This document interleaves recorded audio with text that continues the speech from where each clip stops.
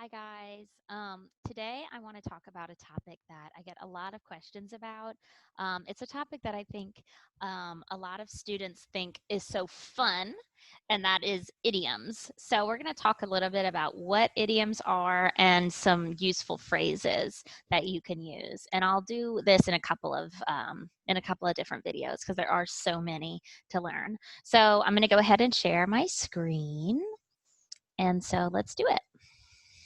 Okay, so let me do this presentation here. Present, there we go. Okay, so first, let's talk about what an idiom is and why I've hesitated to make a video about this for so long. So basically, an idiom is a phrase where each of the words, if we add them up together, like in a word problem, like imagine a math problem, 1 plus 2 equals 2, if we'd add them up, they don't make sense. They literally, the meaning is different than the literal meaning. Okay, so not my cup of tea. The literal meaning would be like, this is a cup.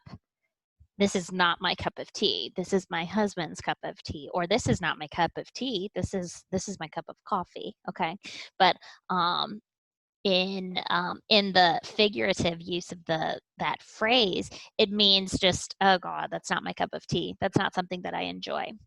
And I like this example because this is an example that I hear a lot of non-native speakers use a lot.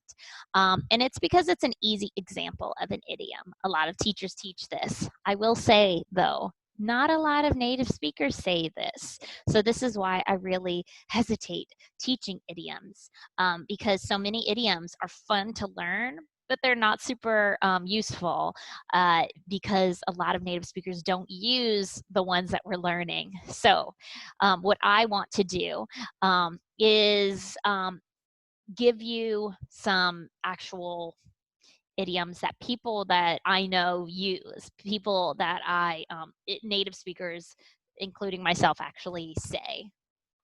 So I keep messing with this. Okay. So yeah, the issue with idioms is that they're fun to learn, but a lot of the ones that you'll learn in a basic English class are going to be not really useful to you. So let's talk about some common idioms in English that people actually say. And I got all of these from EF. I'll put the link into the comments so that you guys can look them up. They have a lot more. These are the ones that I went through, just the first few that I went through that I thought that native speakers actually say.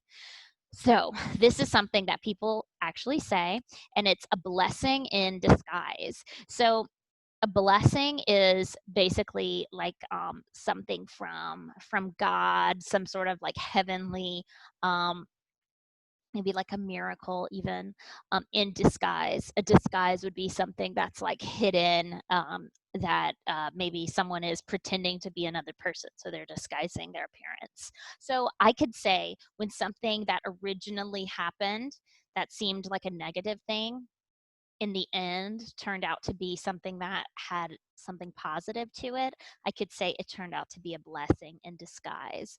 I can also use this like I can use a gerund right here, like going there was a blessing in disguise. So it was a blessing in disguise. Going there was a blessing in disguise. Maybe moving. I didn't want to move at first, but it ended up being a blessing in disguise because I met so many great people. Okay.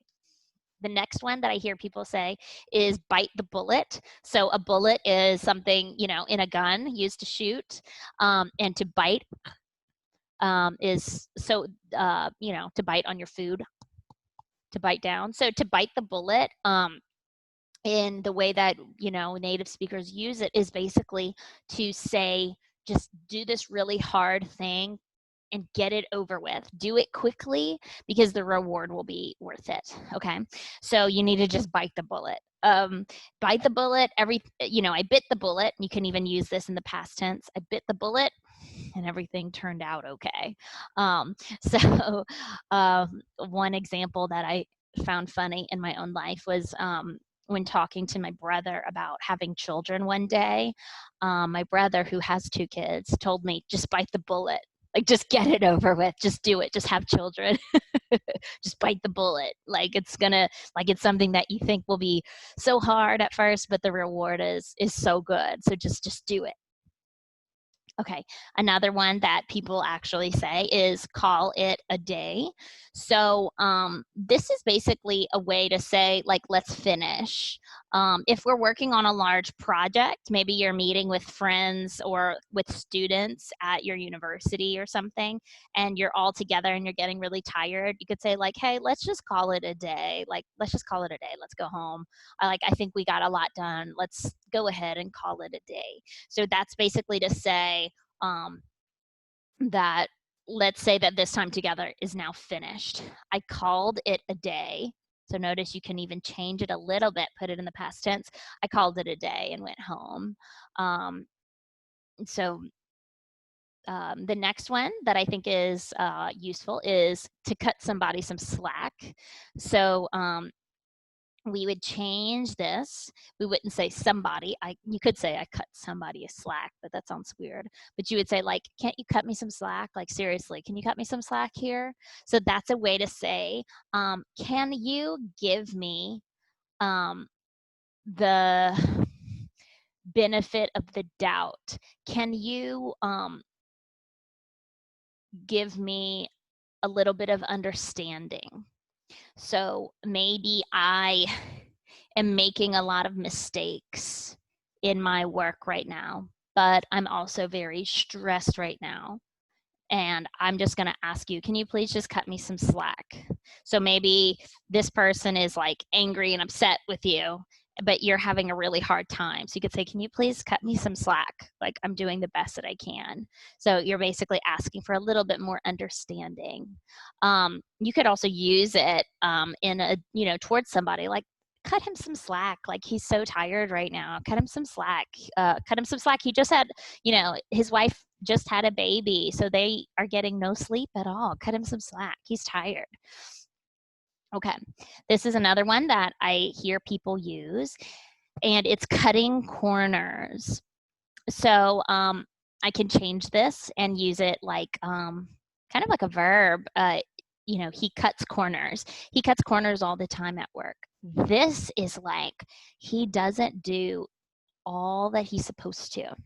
He kind of, you can imagine the connection between the word, like, oh, he's not doing it as exact as he should be doing it. He's kind of like, not doing his best. And not just doing his best, he's doing some work, but he's not doing the work to the specificity that is expected. Okay, so he cuts corners all the time at work. Maybe he's supposed to I don't know, shred documents in a paper shredder, like put a document to make sure it's like safe, and your document is no longer that important information, that personal sensitive information is no longer visible. But he cuts corners, so he just throws it away. Okay, like that would be an example of cutting a corner, where he's still working, but he's kind of like taking the easy way out, which is another idiom. Okay. They are cutting corners left and right. Oh my gosh, I could say those people are cutting corners left and right. Maybe people that are building a new house. A lot of new construction, I find, in the United States is done in a way where people will cut corners because they're trying to save costs. So they're not using the absolute best materials. Maybe they're just kind of trying to finish things quickly, so they cut corners. Okay.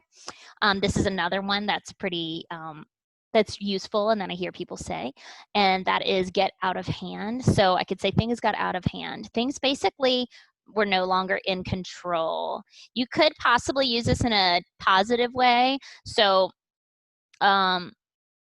if you are maybe like a teenager and you want to go to like some big party, and you could be like, oh my gosh, it was, well, maybe it would normally be negative, but I could imagine it's basically like crazy. I could imagine a teenager saying like, oh my God, it got totally out of hand. It was wild, like a super crazy party.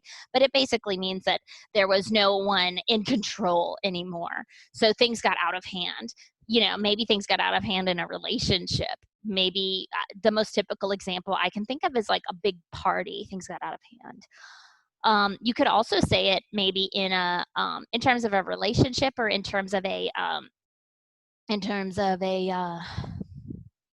talking with someone. You could say things got really out of hand, and by the end of the conversation, we were like screaming at each other. So it's basically like there wasn't any control. What we wanted was to have a nice conversation, but we ended up getting, things got out of hand, and we ended up both being mean to each other or something like that. And this example that I came up with was the party was getting out of hand. So the neighbors called the cops. The neighbors called the police because there were so many people everywhere. It was so loud. It was getting out of hand. There was no control. Okay. This is get something out of your system. So this is something that people use. I just need to get it out of my system, or she should get all of that out of her system. So what this means is you should do something so that you no longer want to do it. So for example, maybe as a teenager, or as maybe a 20-year-old, you really just want to drink and go to parties or go out, to bars with your friends.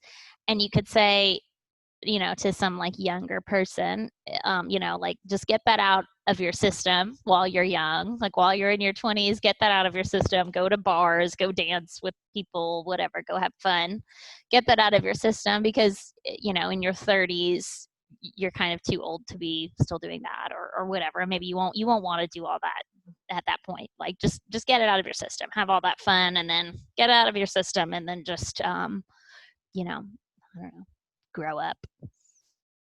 Okay.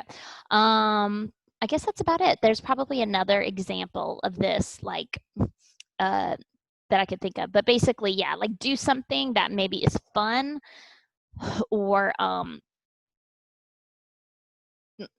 not even, you could even use it in a slightly more literal way. Like I needed to get all of that.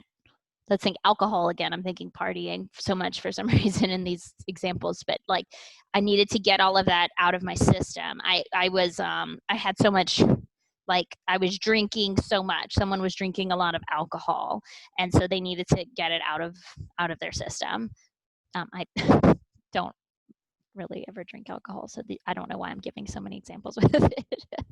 Okay, so basically these are the examples that I found on that website. These are just the first ones. I want to post a little bit of just a few examples so that it's not 100% overwhelming. But like I said, every example that is on that list is something that I personally use, or have used, or hear native speakers use. So really be careful. I really don't recommend searching for idioms in English on just random websites, because a lot of things that I see as an ESL specialist on websites and on even Instagram accounts are not things that native speakers actually say, unfortunately. They are really interesting and neat to learn, though. If you're just interested in language, then yeah, that's fun. Have fun with it. But if you're trying to do things that native speakers actually say, then be careful. That's all I'll say about that. So I hope you enjoyed this. I hope this was a little bit helpful. And I will post the link to that information so that you can look it up for yourself and start finding more examples of idioms. Okay, well, this evening at 7 p.m., as with all Wednesday evenings at 7 p.m. in my time zone, in Central Time Zone, we will be having our Zoom English conversation class. So I hope to see you there. And if you have any questions, you can always, comment on my videos or whatever, and I'll get back to you on that. Okay, bye.